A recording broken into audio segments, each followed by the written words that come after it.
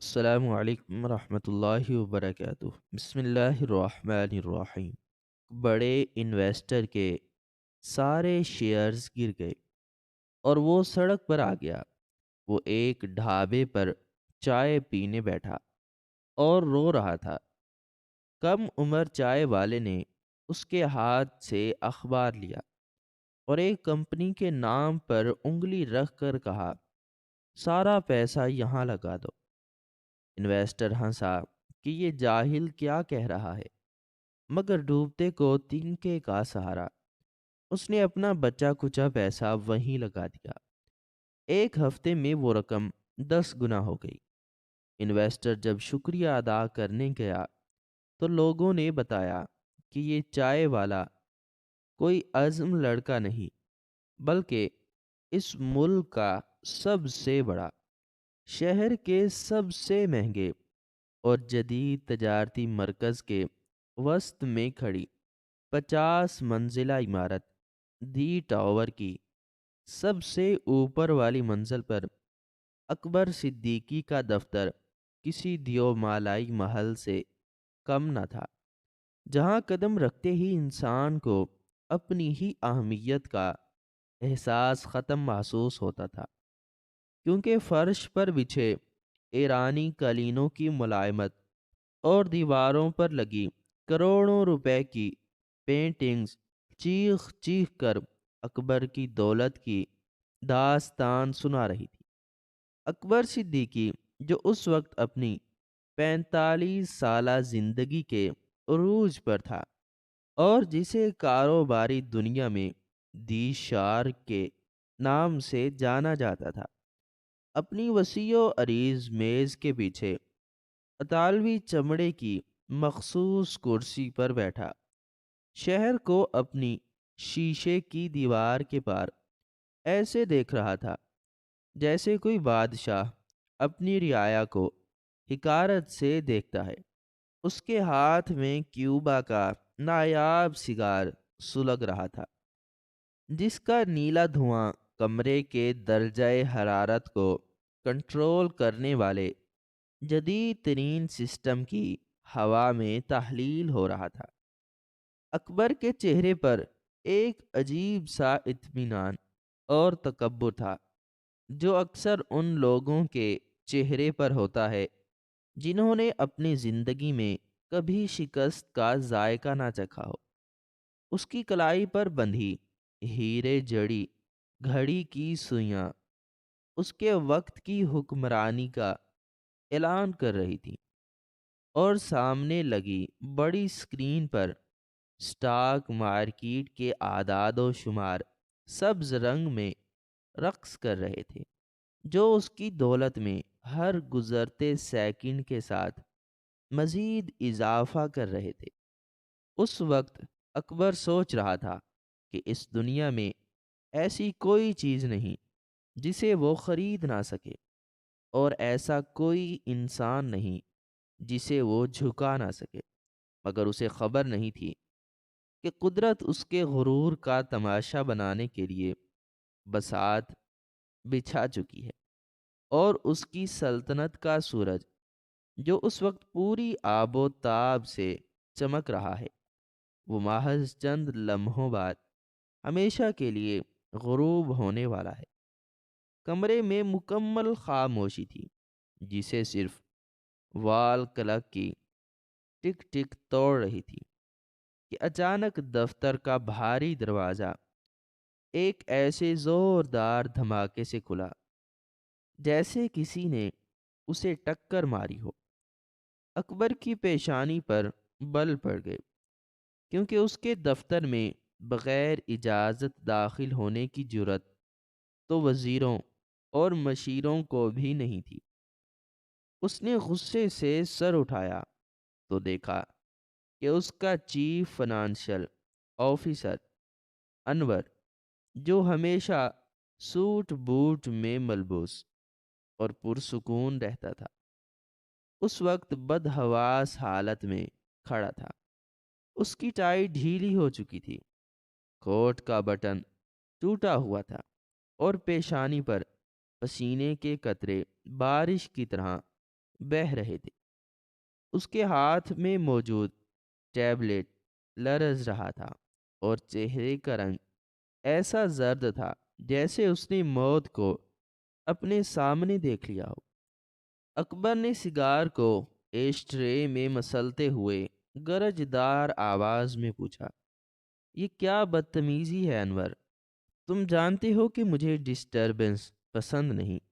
مگر انور نے اکبر کی ڈانٹ کا کوئی اثر نہیں لیا اور اس کی حلق سے نکلنے والی آواز کسی خشک کنویں کی طرح سنائی دی جب اس نے کہا، سر، غضب ہو گیا، سب کچھ ختم ہو گیا ہے۔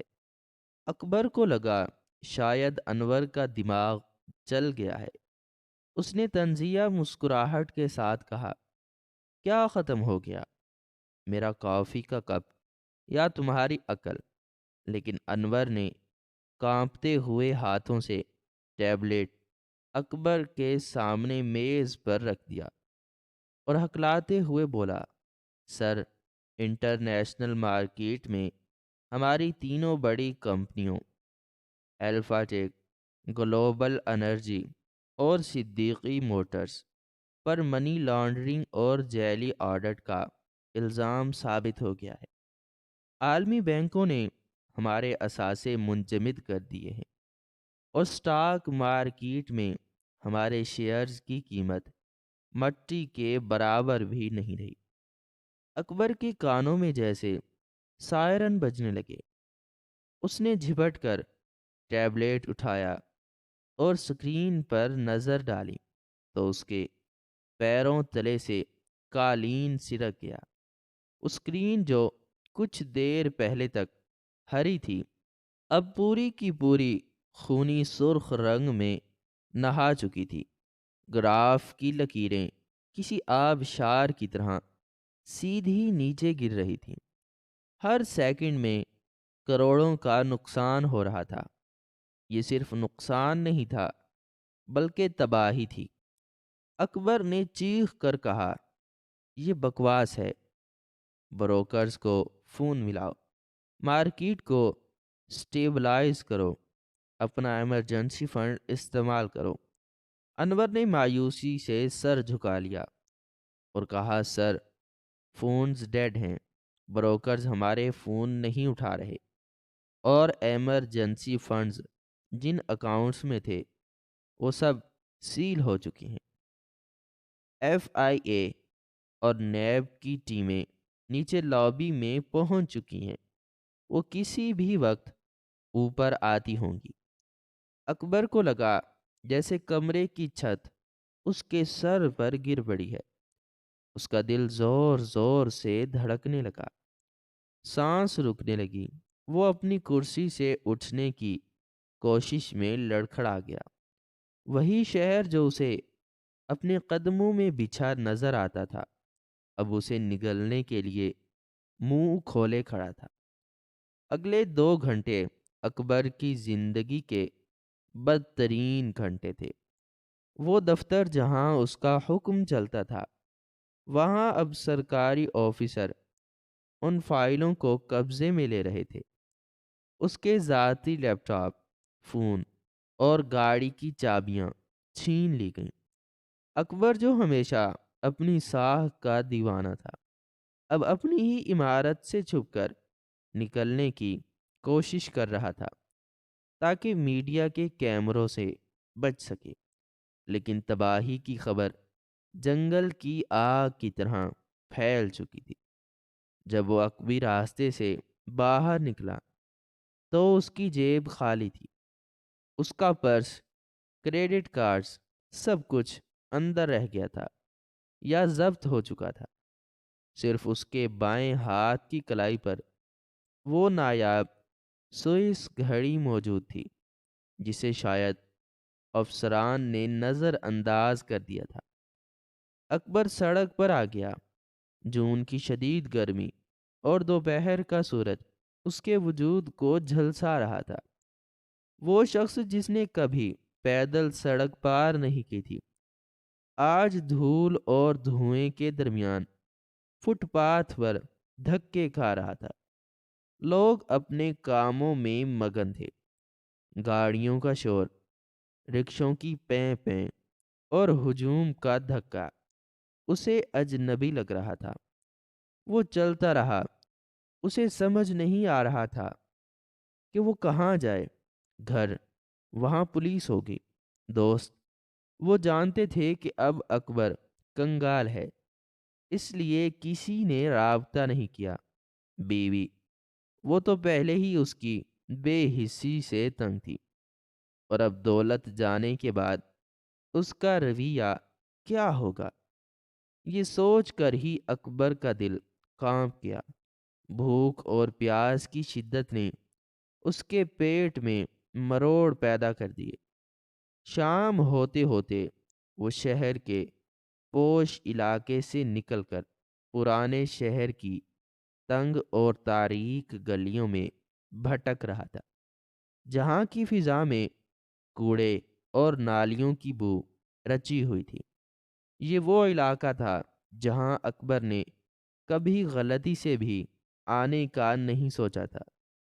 تھکن سے چور ہو کر وہ ایک سڑک کنارے واقع پرانے میلے اور دھوئیں سے بھرے ہوئے ڈھابے کے پاس رک گیا۔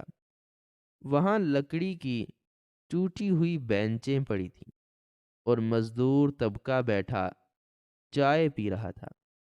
اکبر کے پاس نخرے دکھانے کی ہمت نہیں بچی تھی۔ وہ نڈھال ہو کر ایک بینچ کے کنارے پر گر گیا اور سر گھٹنوں میں دے دیا۔ اس کی آنکھوں سے آنسو نکل کر اس کے قیمتی سوٹ کی پتلون پر گر رہے تھے۔ وہ سوچ رہا تھا کہ کیا موت اس زندگی سے بہتر نہیں؟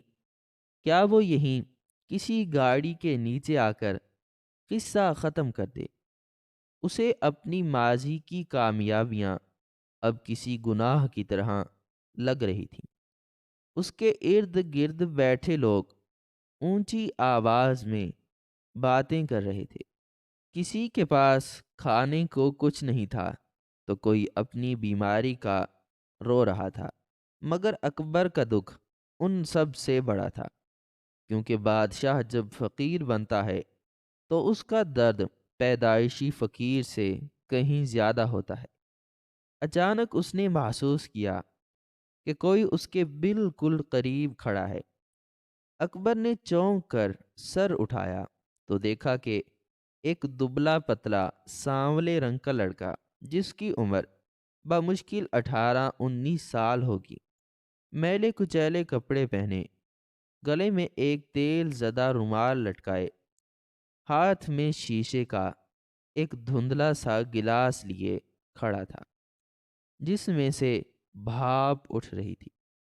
لڑکے کے بال بکھرے ہوئے تھے، مگر اس کی آنکھوں میں ایک ایسی گہرائی اور ذہانت تھی جو اس کے حلیے سے بالکل میل نہیں کھاتی تھی۔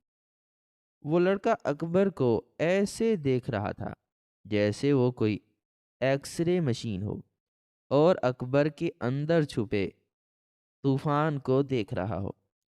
لڑکے نے خاموشی سے چائے کا گلاس اکبر کے سامنے رکھا اور اپنی بغل میں دبایا ہوا ایک اخبار کا ٹکڑا میز پر بچھا دیا، جس پر تیل کے دھبے لگے تھے۔ اکبر نے اپنی انا کے خول میں سمٹتے ہوئے غصیلے لہجے میں کہا، مجھے بھیک نہیں چاہیے، میں کوئی بھکاری نہیں ہوں۔ لڑکے نے اکبر کی بات کا برا منانے کے بجائے ایک پر اسرار اور دھیمی مسکراہٹ کے ساتھ کہا، صاحب، انسان بھکاری پیسوں سے نہیں، امید سے ہوتا ہے، اور اس وقت آپ کی آنکھوں میں امید ختم ہو چکی ہے۔ پی لیں، یہ چائے ادھار نہیں، ایک ٹوٹے ہوئے انسان کا دوسرے ٹوٹے ہوئے انسان کو تحفہ ہے۔ اکبر اس لڑکے کے فلسفیانہ انداز پر ہکا بکا رہ گیا۔ بھوک اور طلب نے اسے مجبور کر دیا، اور اس نے کانپتے ہاتھوں سے گلاس اٹھا کر ہونٹوں سے لگایا۔ گرم اور تیز میٹھی چائے نے اس کے مردہ جسم میں تھوڑی جان ڈالی۔ وہ چائے پی رہا تھا کہ لڑکے نے ایک کوئلے کے ٹکڑے سے اخبار کے اس صفحے پر جو سٹاک مارکیٹ کے نرخوں سے بھرا ہوا تھا ایک دائرہ لگایا اور اکبر کی طرف دیکھ کر بولا، صاحب، آپ کو دیکھ کر لگتا ہے کہ آپ کا سب کچھ اس بازار میں لٹ گیا ہے۔ لوگ کہتے ہیں یہ بازار جوا ہے، مگر میں کہتا ہوں یہ بازار صبر اور نظر کا نام ہے۔ اکبر نے تنزیہ نظروں سے اس چائے والے کو دیکھا اور کہا، تمہیں کیا پتا سٹاک مارکیٹ کا؟ تم یہاں کف دھوتے ہو، جاؤ اپنا کام کرو۔ لڑکے نے اکبر کی آنکھوں میں آنکھیں ڈال کر کہا، کام تو میں یہی کرتا ہوں صاحب، لیکن کان کھلے رکھتا ہوں۔ اگر آپ اپنی کھوئی ہوئی عزت واپس چاہتے ہیں تو یہ کمپنی دیکھیں۔ لڑکے نے اپنی میلی انگلی اخبار پر ایک کمپنی دی پینتھر مائننگ کے نام پر رکھی، جس کا شیئر اس وقت کوڑیوں کے بھاؤ یعنی صرف 3 روپے کا تھا، اور مارکیٹ میں خبر تھی کہ یہ کمپنی دیوالیہ ہو چکی ہے۔ اکبر ہنس پڑا، ایک ایسی ہنسی جس میں پاگل پن شامل تھا، اور بولا، تم واقعی بیوقوف ہو، یہ کمپنی ختم ہو چکی ہے۔ اس کی کانوں میں پانی بھر گیا ہے اور اس کا مالک ملک چھوڑ کر بھاگ چکا ہے۔ میں اس پر پیسہ لگاؤں جو میرے پاس ہے بھی نہیں۔ لڑکے کا چہرہ سنجیدہ ہو گیا۔ اس نے قریب ہو کر سرگوشی کے انداز میں کہا، صاحب، اخبار والے وہی لکھتے ہیں جو انہیں بتایا جاتا ہے۔ حقیقت وہ ہوتی ہے جو چھپائی جاتی ہے۔ میں اس کمپنی کے علاقے کا رہنے والا ہوں۔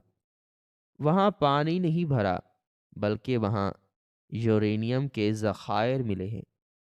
بات کو خفیہ رکھا گیا ہے تاکہ بڑے مگر مچھ سستے میں شیئر خرید سکیں، لیکن کل صبح 10 بجے حکومت اس دریافت کا باقاعدہ اعلان کرنے والی ہے۔ ابھی یہ شیئر مٹی ہے، کل یہ ہیرا ہوگا۔ اگر آپ کے پاس کچھ بھی بچا ہے، کوئی انگوٹھی، کوئی گھڑی، کوئی چین، تو اسے بیچ دیں اور سارا پیسہ اس پر لگا دیں۔ اکبر کے جسم میں ایک سنسنی دوڑ گئی۔ اس لڑکے کی آواز میں اتنا یقین تھا کہ اکبر جیسا گاہک بزنس مین بھی شش و پنج میں پڑ گیا۔ منطق کہہ رہی تھی کہ یہ خودکشی ہے، ایک ڈھابے والے کے کہنے پر اپنی آخری پونجی لٹا دینا کہاں کی عقل مندی ہے۔ لیکن پھر اس کے دل نے کہا کہ عقل مندی نے تو تجھے سڑک پر لا کھڑا کیا ہے، اب جنون کی باری ہے۔ ڈوبتے کو تنکے کا سہارا کے مصداق اکبر نے اپنی کلائی پر بندھی گھڑی کو دیکھا۔ یہ پیٹک فلپ کی وہ گھڑی تھی جس کی مالیت 50 لاکھ سے اوپر تھی۔ یہ اس کی آخری امید تھی، اگر یہ بھی گئی تو وہ واقعی فقیر ہو جائے گا۔ لیکن لڑکے کی آنکھوں کی چمک اسے اکسائے جا رہی تھی۔ اکبر ایک جھٹکے سے اٹھا۔ اس نے فیصلہ کر لیا تھا، یا تخت یا تختہ۔ وہ دیوانہ وار قریب ترین مارکیٹ کی طرف بھاگا جہاں جیولرز کی دکانیں تھیں۔ رات ہو چکی تھی اور شٹر گر رہے تھے۔ اس نے ایک دکان کا شٹر بجایا اور منت سماجت کر کے اندر گھس گیا۔ دکاندار نے گھڑی کی حالت اور اکبر کا حلیہ دیکھ کر اسے چوری کا مال سمجھا اور اس کی اصل قیمت کا 10واں حصہ آفر کیا۔ اکبر کے پاس بحث کا وقت نہیں تھا۔ اس نے وہ معمولی رقم پکڑی جو پھر بھی لاکھوں میں تھی، اور وہاں سے نکل کر سیدھا ایک انٹرنیٹ کیفے میں گھس گیا۔ وہاں گیمز کھیلتے بچوں اور سگریٹ کے دھوئیں کے درمیان بیٹھ کر اس نے اپنے اس پرانے بھولے بسرے ذاتی ٹریڈنگ اکاؤنٹ کو لاگ ان کیا جو اس نے طالب علمی کے دور میں بنایا تھا، اور جو حکام کی نظروں سے بچا ہوا تھا۔ اس کے ہاتھ کانپ رہے تھے، دل کی دھڑکن ہتھوڑے کی طرح سینے پر برس رہی تھی۔ اس نے اللہ کا نام لے کر وہ ساری رقم دی پینتھر مائننگ کے شیئرز پر لگا دی، جو اس وقت کوئی خریدنے کو تیار نہیں تھا۔ آرڈر پلیس ہوا اور اکبر کرسی پر نڈھال ہو کر گر گیا۔ اب تیر کمان سے نکل چکا تھا۔ وہ رات اکبر نے اسی کیفے کے باہر فٹ پاتھ پر گزاری۔ مچھروں اور گرمی نے اسے سونے نہیں دیا۔ ہر لمحہ اسے اپنی بے وقوفی کا احساس ہو رہا تھا۔ اگلی صبح ہوئی، مارکیٹ کھلنے کا وقت ہوا۔ اکبر کی حالت غیر تھی، وہ کسی نشائی کی طرح کانپ رہا تھا۔ وہ کیفے میں گیا اور سکرین کے سامنے بیٹھ گیا۔ 9 بجے مارکیٹ کھلی۔ شیئر کی قیمت وہی 3 روپے تھی۔ 9:30 بجے بھی وہی تھی۔ اکبر کا دل بیٹھنے لگا۔ اسے لگا اس لڑکے نے اسے برباد کر دیا۔ وہ اٹھنے ہی والا تھا کہ اچانک 9:55 پر سکرین پر ایک دھماکہ ہوا۔ خبر فلیش ہوئی، پینتھر مائننگ کی زمین سے ایشیا کے سب سے بڑے یورینیم ذخائر دریافت، اور اس خبر کے ساتھ ہی مارکیٹ میں طوفان آ گیا۔ شیئر کی قیمت 3 سے 30، 30 سے 300، اور پھر دیکھتے ہی دیکھتے ہزاروں میں پہنچ گئی۔ خریداروں کی لائن لگ گئی، مگر بیچنے والا کوئی نہ تھا۔ اکبر اپنی آنکھوں پر یقین نہیں کر پا رہا تھا۔ اس کی وہ معمولی رقم اب کروڑوں اور پھر اربوں کی شکل اختیار کر رہی تھی۔ یہ معجزہ تھا، کھلا معجزہ۔ اکبر خوشی سے چیخنا چاہتا تھا، مگر اس کی آواز گلے میں پھنس گئی۔ آنسوؤں کی جھڑی لگ گئی۔ وہ امیر ہو چکا تھا۔ اس نے نہ صرف اپنا کھویا ہوا سرمایہ واپس پا لیا تھا، بلکہ اس سے کئی گنا زیادہ کما لیا تھا۔ دوپہر تک وہ دوبارہ ارب پتی بن چکا تھا۔ کامیابی کے اس طوفان میں اسے فوراً اس فرشتے، اس چائے والے لڑکے کا خیال آیا جس نے اسے یہ نئی زندگی دی تھی۔ اکبر نے رقم کا کچھ حصہ فوراً نکلوایا، اپنے لیے نئے کپڑے خریدے، حلیہ درست کیا، اور ایک بڑی گاڑی کرائے پر لے کر اسی ڈھابے کی طرف بھاگا۔ اس کا دل تشکر سے بھرا ہوا تھا۔ اس نے سوچ رکھا تھا کہ وہ اس لڑکے کو اپنے گلے سے لگائے گا، اسے اپنا بیٹا بنا لے گا، اسے دنیا کی ہر خوشی دے گا۔ وہ ڈھابے پر پہنچا تو وہاں وہی رش تھا، دھوئیں اور شور کا وہی عالم تھا۔ اکبر نے بے تابی سے ادھر ادھر دیکھا، مگر وہ لڑکا کہیں نظر نہیں آیا۔ وہ بھاگ کر کاؤنٹر پر بیٹھے بوڑھے مالک کے پاس گیا اور ہانپتے ہوئے پوچھا، چاچا، وہ لڑکا کہاں ہے؟ وہ جو کل شام یہاں تھا، سانولا سا، دبلا پتلا سا، جس کے گلے میں رومال تھا۔ بوڑھے نے حقے کی نالی منہ سے ہٹائی اور حیرت سے اکبر کو دیکھا۔ اکبر نے پھر کہا، ارے وہی لڑکا جس نے مجھے اخبار دکھایا تھا، میں اسے انعام دینا چاہتا ہوں، اس نے میری زندگی بدل دی ہے۔ بوڑھے کے چہرے پر ایک اداس اور گہری مسکراہٹ پھیل گئی۔ اس نے اکبر کے کندھے پر ہاتھ رکھا اور کہا، بیٹا، تم جس لڑکے کو ڈھونڈ رہے ہو وہ انعام کا بھوکا نہیں ہے، اور نہ ہی وہ کوئی معمولی چائے والا ہے۔ اکبر حیران رہ گیا، کیا مطلب؟ وہ کون ہے؟ وہ کہاں رہتا ہے؟ بوڑھے نے آسمان کی طرف دیکھا اور کہا، کوئی نہیں جانتا وہ کہاں رہتا ہے۔ لوگ اسے استاد کہتے ہیں۔ تم اسے کبھی ڈھونڈ نہ پاؤ گے جب تک وہ خود نہ چاہے۔ اکبر صدیقی مایوس ہو کر واپس لوٹ آیا۔ وہ شخص جو چند روز قبل شہر کی گلیوں میں 2 وقت کی روٹی کے لیے مارا مارا پھر رہا تھا، اب دوبارہ اسی بلندی پر براجمان تھا جہاں اسے دھکا دیا گیا تھا، لیکن اس بار فرق یہ تھا کہ اس کے دل میں فتح کا جشن نہیں بلکہ ایک عجیب سا خوف اور تشویش تھی جو اسے اندر ہی اندر گھن کی طرح کھا رہی تھی۔ وہ اپنے نئے خریدے گئے پرتعیش پینٹ ہاؤس کی بالکونی میں کھڑا شہر کی روشنیوں کو دیکھ رہا تھا، مگر اس کی آنکھوں میں ان روشنیوں کی کوئی چمک نہیں تھی، بلکہ وہ بار بار اپنی جیب میں پڑے اس پرانے چکنائی سے بھرے اخبار کے ٹکڑے کو ٹٹول رہا تھا جو اس کی کامیابی کا واحد ثبوت اور اس پر اسرار لڑکے کی واحد نشانی تھی۔ اکبر نے پچھلے 48 گھنٹوں میں شہر کی بہترین پرائیویٹ ڈیٹیکٹیو ایجنسیوں کو کام پر لگا دیا تھا۔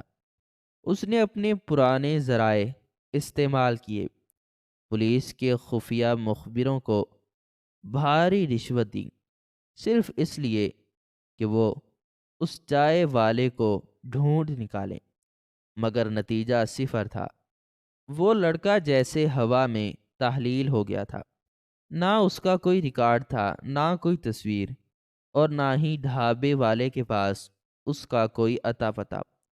اکبر کو ایسا محسوس ہو رہا تھا جیسے وہ کسی بھوت یا جن سے ملا تھا جس نے اس کی قسمت بدل دی اور غائب ہو گیا، مگر اکبر کا تاجرانہ دماغ کہہ رہا تھا کہ اس دنیا میں کچھ بھی مفت نہیں ملتا۔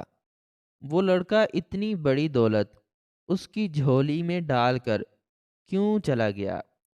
اس سوال نے اکبر کی راتوں کی نیند اڑا رکھی تھی۔ اسی بے چینی کے عالم میں اس نے فیصلہ کیا کہ وہ خود اسے ڈھونڈے گا۔ رات کے 2 بج رہے تھے جب اکبر نے اپنی سیاہ رنگ کی بغیر نمبر پلیٹ والی گاڑی نکالی اور اسی علاقے کی طرف چل پڑا جہاں وہ ڈھابہ واقع تھا۔ سڑکیں سنسان تھیں اور اسٹریٹ لائٹس کی زرد روشنی میں ہر سایہ مشکوک لگ رہا تھا۔ اکبر کا دل زور زور سے دھڑک رہا تھا۔ اسے لگ رہا تھا کہ کوئی اس کا پیچھا کر رہا ہے۔ وہ بار بار ریئر ویو مر میں دیکھتا، مگر پیچھے صرف تاریکی تھی۔ جب وہ اس ڈھابے کے قریب پہنچا تو وہاں سناٹا تھا، ڈھابہ بند ہو چکا تھا اور وہاں صرف چند آوارہ کتے گھوم رہے تھے۔ اکبر گاڑی سے اتر کر بند شٹر کے پاس گیا اور اسے پیٹنے لگا جیسے شاید وہ لڑکا اندر چھپا ہو، مگر وہاں صرف خاموشی تھی۔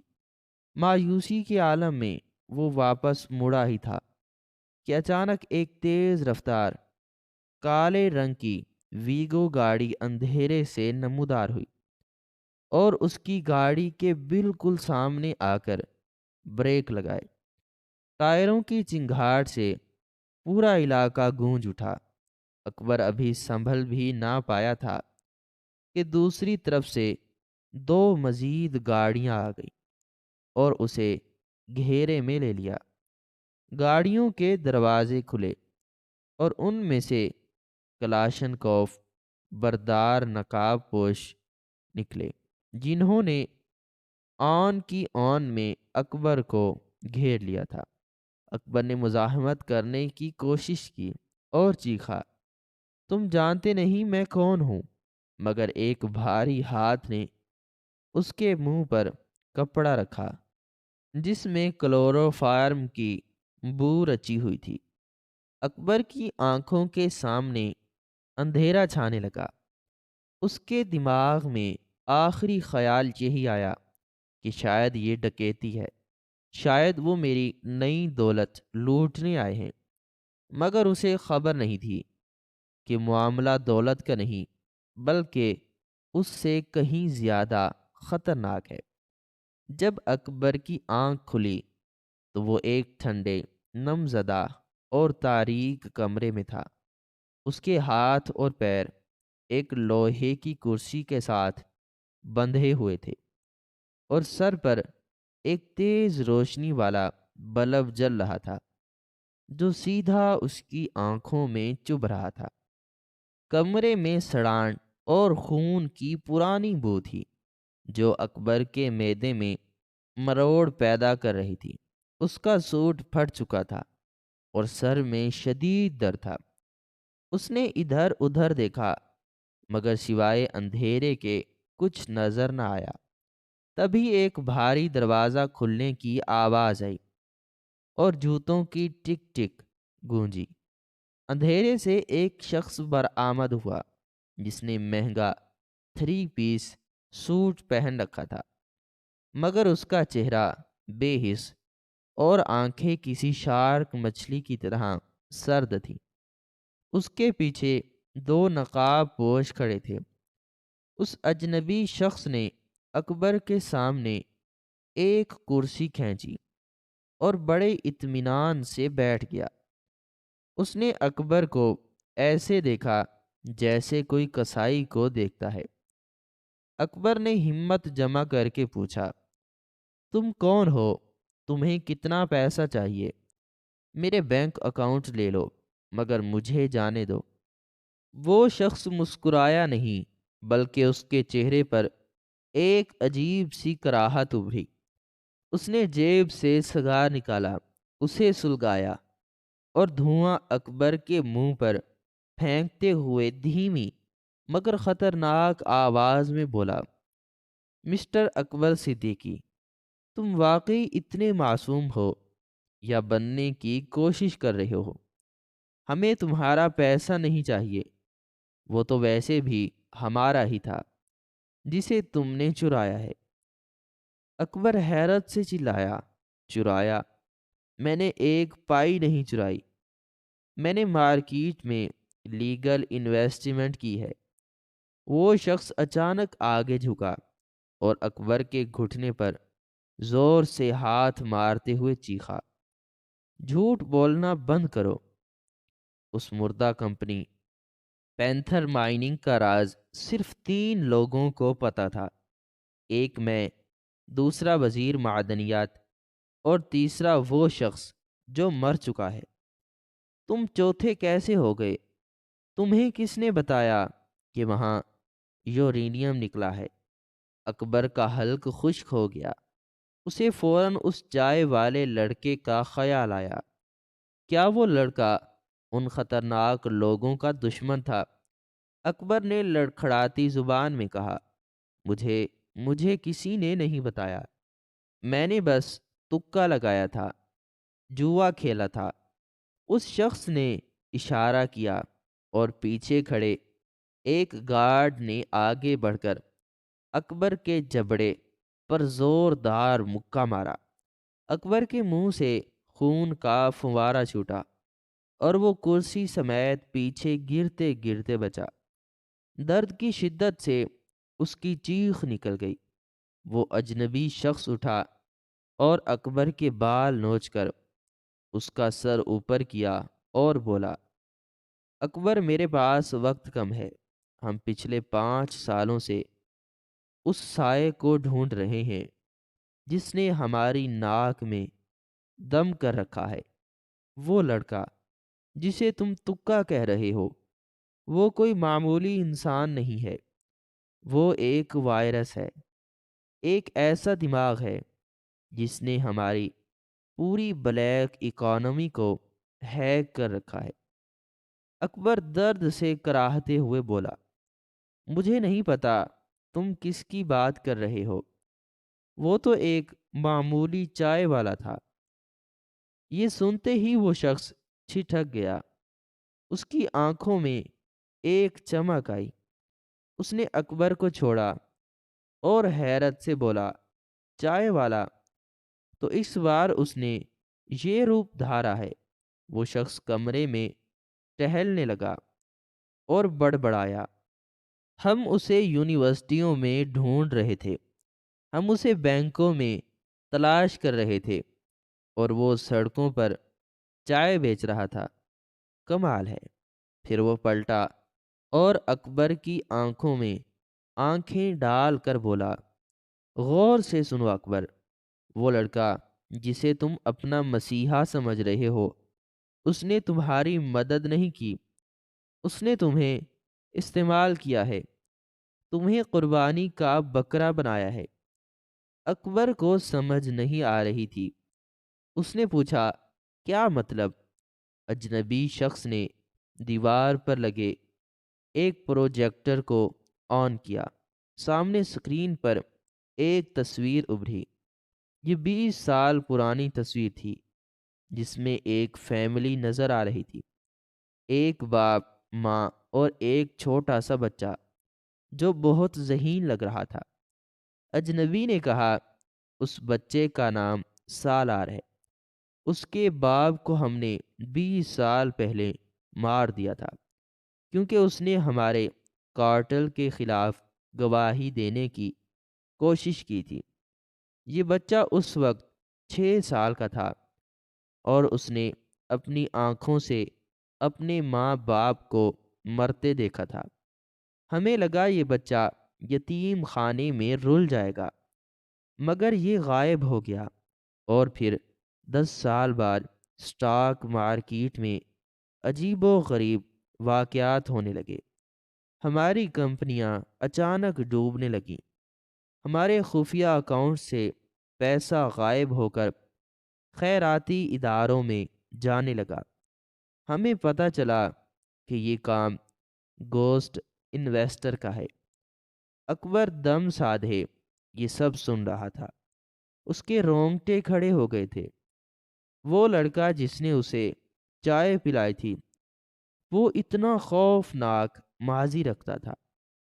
اجنبی نے بات جاری رکھی، تم نے جو پیسہ کمایا ہے وہ دراصل ہمارا کالا دھن تھا، جسے ہم پینتھر مائننگ کے ذریعے سفید کرنے والے تھے۔ اس لڑکے نے تمہیں ٹپ دے کر وہ سارا پیسہ ہماری جیب سے نکال کر تمہاری جیب میں ڈال دیا ہے، اور جانتے ہو کیوں؟ اکبر نے نفی میں سر ہلایا۔ اجنبی نے ایک خوفناک قہقہہ لگایا اور کہا، کیونکہ وہ جانتا تھا کہ جب پیسہ تمہارے پاس جائے گا تو ہم تمہارے پیچھے آئیں گے۔ اس نے تمہیں چارہ بنایا ہے۔ وہ چاہتا تھا کہ ہم اپنی بل سے باہر نکلیں اور تمہیں پکڑیں، اور دیکھو ہم نکل آئے۔ اکبر کے پیروں تلے سے زمین نکل گئی۔ اسے شدید غصہ اور دکھ ہوا۔ کیا وہ لڑکا اتنا ظالم ہو سکتا ہے؟ کیا وہ معصومیت صرف ایک ڈھونگ تھی؟ کیا اکبر کی بربادی اور پھر آبادی صرف ایک شطرنج کی چال تھی؟ اجنبی نے اپنی جیب سے ایک پستول نکالا اور اس کی نالی اکبر کی پیشانی پر رکھ دی۔ ٹھنڈی دھات کا لمس اکبر کی روح تک اتر گیا۔ اجنبی نے کہا، اب تمہارے پاس زندہ بچنے کا صرف ایک راستہ ہے۔ وہ لڑکا تمہیں دوبارہ ملے گا، کیونکہ اس کا کھیل ابھی ختم نہیں ہوا۔ وہ یہ دیکھنے ضرور آئے گا کہ اس کا چارہ زندہ ہے یا نہیں۔ تمہیں اسے ہمارے حوالے کرنا ہوگا۔ اکبر نے کانپتے ہوئے کہا، میں اسے کیسے ڈھونڈوں؟ مجھے خود نہیں پتا وہ کہاں ہے؟ اجنبی نے اکبر کی جیب سے وہی اخبار کا ٹکڑا نکالا جو اغوا کے وقت اس کے پاس تھا۔ اس نے اخبار کو اکبر کے سامنے لہرایا اور کہا، تم جیسے احمق لوگ صرف سرخیوں پر نظر رکھتے ہیں، کبھی تفصیلات پر غور نہیں کرتے۔ اس لڑکے نے تمہیں صرف کمپنی کا نام نہیں دیا تھا، غور سے دیکھو۔ اجنبی نے ایک الٹرا وائلٹ ٹارچ اخبار پر ماری۔ اکبر کی آنکھیں پھٹی کی پھٹی رہ گئیں۔ اخبار کے جس حصے پر تیل کے دھبے تھے وہاں نیلی سیاہی میں کچھ نمبر اور حروف چمکنے لگے تھے۔ یہ عام آنکھ سے نظر نہیں آ سکتے تھے۔ وہاں لکھا تھا، سیکٹر 4 لائبریری، تیسری قطار، کتاب دی آرٹ آف وار۔ اکبر کا دماغ گھوم گیا۔ وہ لڑکا واقعی کوئی جن تھا۔ اس نے اسی وقت اگلی ملاقات کا وقت اور جگہ طے کر دی تھی اور اکبر کو خبر تک نہ ہوئی۔ اجنبی نے پستول ہٹا لیا اور مسکراتے ہوئے کہا، دیکھا، وہ تم سے ملنا چاہتا ہے، لیکن اب تم اکیلے نہیں جاؤ گے۔ ہمارے آدمی تمہارے سائے کی طرح ساتھ ہوں گے۔ تم وہاں جاؤ گے، اس سے ملو گے، اور جیسے ہی وہ تمہارے قریب آئے گا تم اسے ایک ڈیوائس دو گے جو اسے بے ہوش کر دے گی۔ اگر تم نے ہوشیاری دکھانے کی کوشش کی یا اسے بھگانے کی کوشش کی تو یاد رکھنا، تمہاری سابقہ بیوی اور بچے اس وقت ہماری تحویل میں تو نہیں ہیں، لیکن ہمارے نشانے پر ضرور ہیں۔ یہ دھمکی اکبر کے دل پر ہتھوڑے کی طرح لگی۔ اس کی بیوی اور بچے اس سے دور سہی، مگر وہ ان سے پیار کرتا تھا۔ اب وہ بری طرح پھنس چکا تھا۔ ایک طرف وہ محسن تھا جس نے اسے دولت دی، چاہے اپنے مقصد کے لیے ہی صحیح، اور دوسری طرف اس کا خاندان تھا۔ اجنبی نے اشارہ کیا اور گارڈز نے اکبر کی رسیاں کھول دیں۔ اسے دھکا دے کر کھڑا کیا گیا۔ اجنبی نے اکبر کے کوٹ کا کالر ٹھیک کرتے ہوئے کہا، جاؤ اکبر، اپنی اداکاری کے جوہر دکھاؤ۔ تمہارے پاس کل شام تک کا وقت ہے۔ اگر وہ نہ ملا تو تمہاری لاش کے ٹکڑے بھی نہیں ملیں گے۔ اس کے بعد اکبر کے سر پر دوبارہ کالا کپڑا ڈال دیا گیا اور اسے گھسیٹتے ہوئے باہر لے جایا گیا۔ کچھ دیر بعد اسے چلتی گاڑی سے سڑک کنارے پھینک دیا گیا۔ اکبر خاک آلودہ اور زخمی حالت میں سڑک پر پڑا ہانپ رہا تھا۔ فجر کی اذانیں ہو رہی تھیں۔ وہ آہستہ آہستہ اٹھا۔ اس کا جسم درد سے ٹوٹ رہا تھا، مگر اس کا دماغ بہت تیزی سے چل رہا تھا۔ اسے شدید غصہ آ رہا تھا، اس مافیا پر بھی اور اس لڑکے سالار پر بھی جس نے اسے اس خونی کھیل کا حصہ بنا دیا تھا۔ لیکن ساتھ ہی ساتھ اس کے دل کے کسی کونے میں اس لڑکے کے لیے ایک عجیب سی ہمدردی بھی جاگ رہی تھی۔ ایک 6 سال کا بچہ جس نے ماں باپ کا قتل دیکھا اور پھر پوری زندگی بدلے کی آگ میں جلا۔ اکبر نے جھاڑ کر اپنے کپڑے صاف کیے۔ اس نے فیصلہ کر لیا تھا کہ وہ لائبریری جائے گا، لیکن کیا وہ لڑکے کو ان درندوں کے حوالے کرے گا یا وہ کوئی ایسا راستہ نکالے گا جس سے سانپ بھی مر جائے اور لاٹھی بھی نہ ٹوٹے؟ یہ فیصلہ ابھی باقی تھا۔ وہ لڑکا جس نے اسے دولت کا بادشاہ بنایا تھا اب اس کی زندگی اور موت کا مالک بن چکا تھا۔ اکبر نے آسمان کی طرف دیکھا اور ایک لمبی سانس لی۔ کھیل اب شروع ہوا تھا، اور اب اکبر صرف ایک تماشائی نہیں بلکہ اس کھیل کا سب سے اہم مہرہ تھا۔ وہ سیکٹر 4 کی لائبریری کی طرف بڑھنے کے لیے تیار تھا، جہاں شاید اس کی زندگی کا سب سے بڑا امتحان اس کا منتظر تھا۔ سورج غروب ہو رہا تھا اور شہر پر شام کے گہرے سائے منڈلا رہے تھے، مگر اکبر صدیقی کے لیے یہ محض دن کا اختتام نہیں، بلکہ اس کی زندگی کا فیصلہ کن لمحہ تھا۔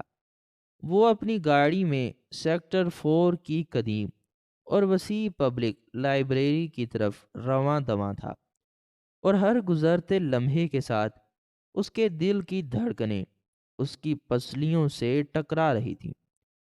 اس کی گاڑی کے پیچھے، دائیں بائیں اور شاید اوپر فضا میں بھی وہ آنکھیں موجود تھیں جو اسے دیکھ رہی تھیں۔ مافیا کے کارندے سائے کی طرح اس کے ساتھ تھے۔ اکبر کے کوٹ کی اندرونی جیب میں وہ چھوٹی سی مگر خطرناک الیکٹرانک ڈیوائس پڑی تھی جو اسے مافیا باس نے دی تھی، کہ جیسے ہی سالار وہ پر اسرار چائے والا سامنے آئے، یہ ڈیوائس اس کے جسم سے لگا دی جائے، جو اسے فوری طور پر مفلوج کر دے گی۔ اکبر کے کان میں ایک باریک سا ایئر پیس لگا ہوا تھا، جس کے ذریعے وہ ظالم شخص اکبر کی ہر سانس کی آواز سن رہا تھا اور اسے ہدایات دے رہا تھا۔ اکبر کا ضمیر اسے ملامت کر رہا تھا کہ وہ اپنے محسن کو، اس لڑکے کو جس نے اسے راکھ سے اٹھا کر آسمان پر بٹھایا، ان درندوں کے حوالے کرنے جا رہا ہے، مگر دوسری طرف اس کے بچوں اور خاندان کی حفاظت کا سوال تھا۔ وہ ایک عجیب دو راہے پر کھڑا تھا، جہاں ایک طرف کھائی اور دوسری طرف سمندر تھا۔ گاڑی لائبریری کے وسیع گیٹ سے اندر داخل ہوئی۔ یہ ایک پرانی برطانوی دور کی عمارت تھی جس کے ارد گرد گھنے درخت تھے۔ اکبر جانتا تھا کہ ان درختوں کے پیچھے اور عمارت کی چھت پر سنائپرز تعینات ہیں۔ وہ گاڑی سے اترا، اس کے قدم منو بھاری محسوس ہو رہے تھے۔ ہوا میں خنکی تھی، مگر اکبر پسینے میں شرابور تھا۔ کان میں لگی ڈیوائس سے مافیا باس کی کرخت آواز آئی، اکبر، نارمل رہنا، ادھر ادھر دیکھنے کی ضرورت نہیں، بس سیدھے اندر جاؤ، وہ وہیں ہوگا۔ ہمارے ذرائع نے کنفرم کیا ہے کہ سیکٹر 4 میں اس کے فون کا سگنل ٹریس ہوا ہے۔ اکبر نے خشک حل کے ساتھ تھوک نکلا اور لائبریری کی سیڑھیاں چڑھنے لگا۔ اندر داخل ہوتے ہی پرانی کتابوں اور لکڑی کی مخصوص خوشبو نے اس کا استقبال کیا۔ لائبریری میں خاموشی تھی۔ اکا دکا طالب علم کونوں میں بیٹھے پڑھ رہے تھے، جو شاید اصلی طالب علم تھے یا شاید وہ بھی بھیس بدلے ایجنٹ تھے۔ اکبر کو کچھ سمجھ نہیں آ رہا تھا۔ وہ ہدایت کے مطابق تیسری قطار کی طرف بڑھا۔ اس کے جوتوں کی آواز لکڑی کے فرش پر گونج رہی تھی۔ ہر قدم اسے اس خوفناک انجام کے قریب لے جا رہا تھا۔ وہ تیسری قطار میں پہنچا۔ وہاں کتابوں کے انبار لگے تھے۔ اس کی نظریں تاریخ اور فلسفہ کے سیکشن سے ہوتی ہوئی مطلوبہ شیلف پر جم گئیں۔ وہاں وہ کتاب موجود تھی جس کا ذکر اخبار کے خفیہ کوڈ میں تھا، دی آرٹ آف وار از سنزو۔ یہ جنگی حکمت عملی کی مشہور ترین کتاب تھی۔ اکبر کا دل حلق میں آ گیا۔ اس نے سوچا کہ شاید سالار اس شیلف کے پیچھے چھپا ہوگا، یا شاید وہ وہیں کہیں موجود ہوگا۔ کان میں باس کی آواز آئی، کتاب نکالو، شاید اس کے اندر کوئی پیغام ہو۔ یا وہ خود سامنے آئے۔ اکبر نے کانپتے ہاتھوں سے وہ موٹی جلد والی کتاب شیلف سے باہر کھینچی۔ جیسے ہی کتاب باہر آئی، اکبر کو توقع تھی کہ سالار نمودار ہوگا، مگر وہاں کوئی نہیں تھا، صرف شیل پر دھول تھی۔ اکبر نے گھبرا کر ادھر ادھر دیکھا، سناٹا بدستور قائم تھا۔ اس نے کتاب کو اپنے ہاتھ میں محسوس کیا، وہ معمول سے زیادہ بھاری لگ رہی تھی۔ اس نے کتاب کھولی تو اس کی آنکھیں حیرت سے پھٹی رہ گئیں۔ کتاب کے صفحات کو اندر سے کاٹ کر ایک خانہ بنایا گیا تھا، اور اس خانے کے اندر ایک پرانا سستا سا بٹنوں والا موبائل فون رکھا تھا۔ اکبر کا دماغ چکرا گیا، یہ کیا مذاق تھا؟ وہ تو سالار کو پکڑنے آیا تھا۔ کان میں باس چیخا، کیا ہے؟ کیا ملا تمہیں؟ بولو۔ اکبر ابھی جواب دینے ہی والا تھا کہ اچانک اس کتاب کے اندر رکھے موبائل فون کی گھنٹی بج اٹھی۔ لائبریری کی خاموشی میں وہ گھنٹی کسی دھماکے سے کم نہ تھی۔ اکبر اچھل پڑا، اس نے ڈرتے ڈرتے فون اٹھایا اور اسکرین پر دیکھا۔ وہاں کوئی نمبر نہیں تھا، بلکہ صرف ایک لفظ لکھا تھا، استاد۔ اکبر نے کانپتے ہاتھوں سے ہرا بٹن دبایا اور فون کان سے لگایا۔ دوسری طرف سے وہی جانی پہچانی پراعتماد اور دھیمی آواز آئی جو اس نے ڈھابے پر سنی تھی۔ السلام علیکم اکبر صاحب، امید ہے آپ خیریت سے ہوں گے، اور امید ہے آپ کے ساتھ وہ مہمان بھی میری بات سن رہے ہوں گے جو آپ کے کان میں گھسے بیٹھے ہیں۔ اکبر کے پیروں تلے سے زمین نکل گئی۔ سالار جانتا تھا، وہ سب جانتا تھا۔ مافیا باس جو ایئر پیس پر سن رہا تھا دھاڑا، یہ کون ہے؟ اس سے پوچھو وہ کہاں ہے۔ مگر سالار نے اکبر کے بولنے سے پہلے ہی بات جاری رکھی۔ اپنے باس سے کہیں کہ چیخنا بند کریں، آواز میرے تک صاف آ رہی ہے۔ اکبر ہکلایا، تم تم کہاں ہو سالار؟ تم یہاں کیوں نہیں آئے؟ وہ لوگ تمہیں مار دیں گے۔ سالار نے ایک ہلکا سا کہا لگایا۔ کہا اتنا پرسکون تھا کہ اکبر کو خوف آنے لگا۔ سالار بولا، اکبر صاحب، آپ نے وہ کتاب دیکھی ہے جو آپ کے ہاتھ میں ہے، دی آرٹ آف وار؟ اس کا مصنف سن تزو کہتا ہے کہ تمام جنگیں دھوکے پر مبنی ہوتی ہیں، اور سب سے بہترین جنگ وہ ہے جو لڑے بغیر جیت لی جائے۔ باس غصے سے پاگل ہو رہا تھا۔ اس بکواس کو بند کرو اور اس سے لوکیشن پوچھو، ورنہ میں تمہاری فیملی کو اڑا دوں گا۔ سالار کی آواز اچانک سنجیدہ اور سرد ہو گئی، اتنی سرد کہ اکبر کی ریڑھ کی ہڈی میں سنسنی دوڑ گئی۔ اس نے کہا، مسٹر مافیا باس، آپ میری لوکیشن ڈھونڈ رہے ہیں۔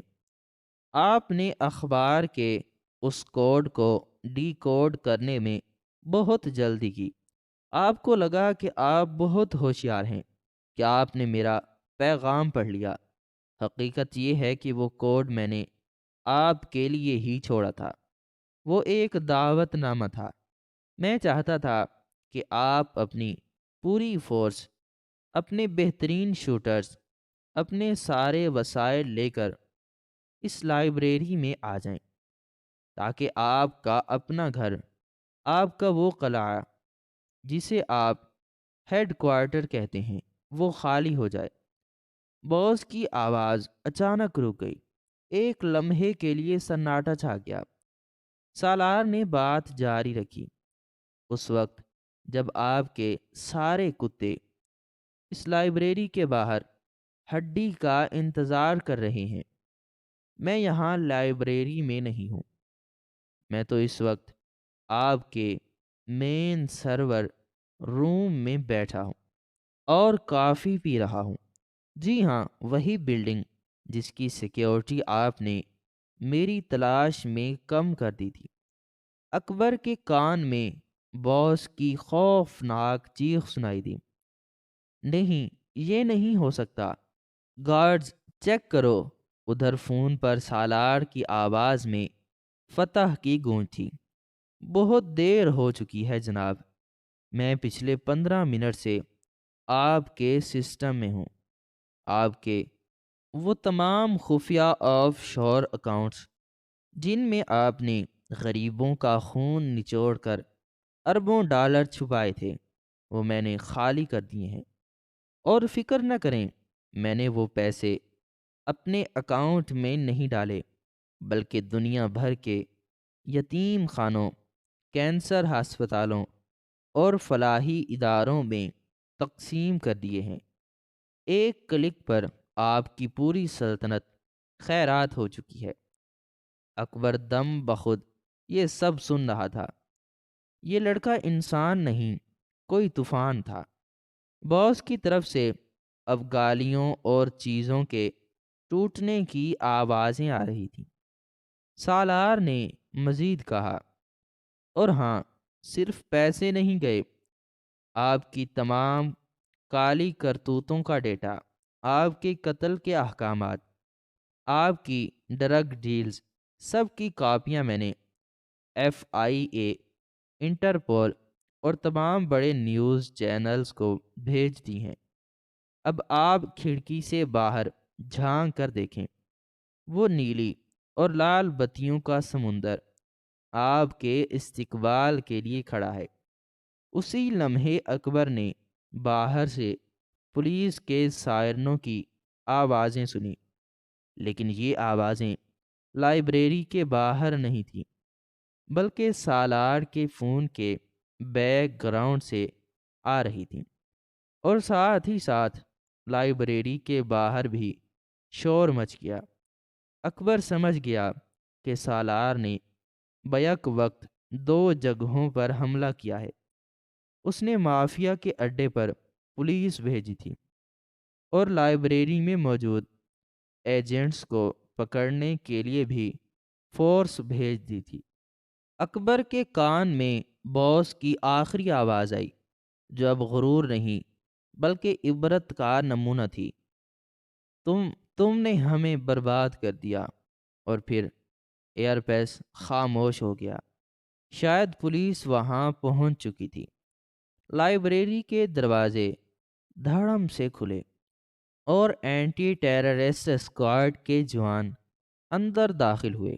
باہر چھپے ہوئے مافیا کے سنائپرز کو پہلے ہی دھر لیا گیا تھا، کیونکہ سالار نے ان کی پوزیشنز بھی پولیس کو بتا دی تھیں۔ اکبر وہیں کتابوں کے درمیان کھڑا رہا۔ فون ابھی تک آن تھا۔ اس نے کانپتی آواز میں کہا، سالار، تم ٹھیک ہو؟ سالار کی آواز اب بہت نرم تھی۔ میں ٹھیک ہوں اکبر صاحب، اور معاف کیجیے گا، میں نے آپ کو اس خطرناک کھیل میں مہرہ بنایا، لیکن مجھے ایک ایسے ایماندار آدمی کی ضرورت تھی جس کے چہرے پر خوف اصلی ہو۔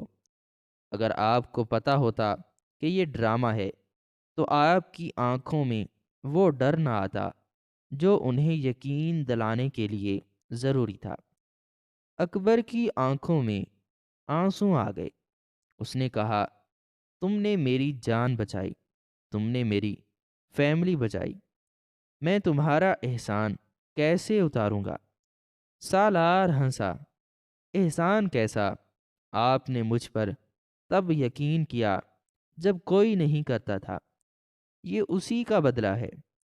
اچھا اکبر صاحب، اب مجھے جانا ہوگا، میرا کام یہاں ختم ہوا۔ پولیس مجھے بھی ڈھونڈ رہی ہے، لیکن میں ہاتھ آنے والا نہیں۔ یہ فون وہیں چھوڑ دیں اور گھر جائیں، اپنی زندگی جئیں، اور ہاں، کبھی کسی غریب کو اخبار میں روٹیاں لپیٹتے دیکھیں تو اسے حقارت سے مت دیکھیے گا۔ ہو سکتا ہے وہ اگلا سالار ہو۔ اور اس کے ساتھ ہی لائن کٹ گئی۔ اکبر نے ہیلو ہیلو کیا، مگر دوسری طرف خاموشی تھی۔ اس نے فون وہیں کتاب کے اندر رکھا اور ایک گہری سانس لی۔ لائبریری میں پولیس اہلکار اسے گھیر چکے تھے اور پوچھ رہے تھے کہ وہ ٹھیک ہے یا نہیں، مگر اکبر کا دھیان کہیں اور تھا۔ اسے وہ گرین ویلی اور پینتھر مائننگ کی دولت اب بہت چھوٹی لگ رہی تھی۔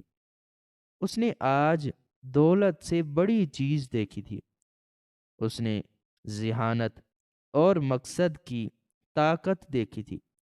وہ باہر نکلا تو رات کا اندھیرا چھٹ رہا تھا اور صبح کی پہلی کرن پھوٹ رہی تھی۔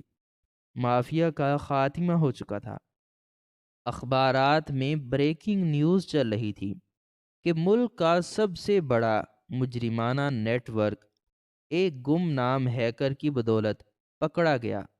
اکبر نے آسمان کی طرف دیکھا اور مسکرایا۔ وہ جانتا تھا کہ گوسٹ انویسٹر اب کہیں اور ہوگا، کسی اور بھیس میں، کسی اور ظالم کی سلطنت گرانے کے لیے تیار۔